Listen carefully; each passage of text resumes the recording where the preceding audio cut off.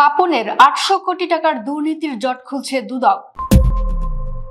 Bangladesh cricket বোর্ডের সাবেক সভাপতি নাজমুল হাসান পাপনের দায়িত্বকাল জুড়ে ওঠা অন্তহীন দুর্নীতির অভিযোগের অনুসন্ধান এখনো শেষ করতে পারেনি দুর্নীতি দমন কমিশন। সংস্থাটির দাবি, অভিযোগের ব্যাপকতা ও দীর্ঘ সময়ের আর্থিক কার্যক্রমের কারণে অনুসন্ধান শেষ করতে প্রত্যাশার চেয়ে বেশি সময় লাগছে। দুদক জানিয়েছে, প্রাথমিক কিছু নথি সংগ্রহ করা গেলেও অভিযোগগুলোর পূর্ণাঙ্গ চিত্র জানতে আরো বিস্তৃত তথ্য উপাত্ত প্রয়োজন। এ কারণে সম্প্রতি ৩টি পৃথক চিঠির মাধ্যমে পাপনের দায়িত্বকালে বিসিবির বিভিন্ন কর্মকাণ্ডের নথিপত্র আবারও চাওয়া হয়েছে। ২০১২ সালের অক্টোবর থেকে ২০২৪ সালের আগস্ট পর্যন্ত টানা প্রায় ১২ বছর বিসিবির সভাপতির দায়িত্বে ছিলেন নাজমুল হাসান পাপন।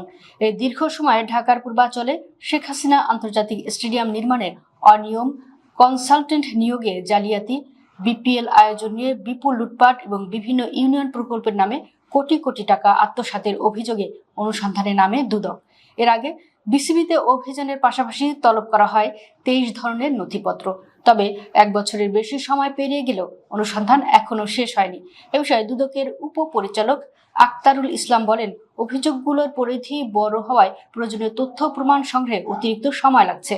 গত বৃহস্পতিবার বিসিবি সভাপতি তামিম ইকবালের কাছে পাঠানো ৩টি পৃথক চিঠিতে পাপনের দায়িত্বকালের আর্থিক লেনদেন, প্রশাসনিক সিদ্ধান্ত এবং বিভিন্ন প্রকল্প সংক্রান্ত নথি সরবরাহের অনুরোধ জানানো হয়েছে।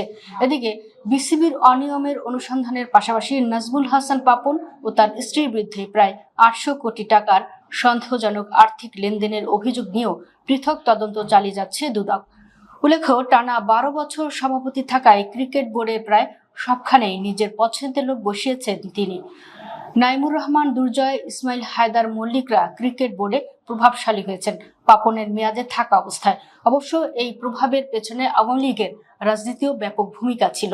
স্বেচ্ছাচারিতার এমন এক পর্যায়ে পাপন ছিলেন যেখান থেকে প্রাতিষ্ঠানিক নিয়মকে দেখিয়েছেন বৃদ্ধাঙ্গুলি। বোর্ডের নিয়মে ২ জন সহ সভাপতি থাকার কথা থাকলেও পাপনের বোর্ডে ছিলেন না কেউ। সব জায়গাতেই ছিল পাপনের নিয়ন্ত্রণ।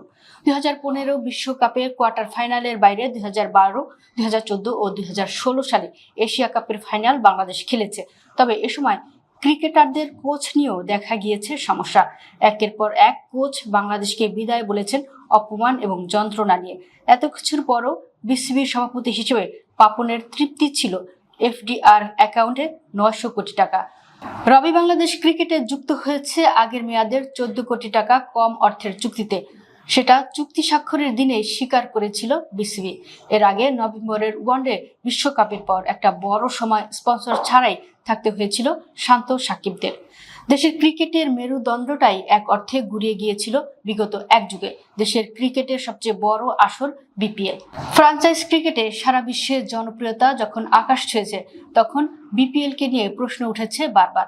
নিম্নমানের পিচে একের পর এক ম্যাচ খেলিয়ে বিপিএলকে ঠেলে দেওয়া হয়েছিল ধ্বংসের প্রান্তে।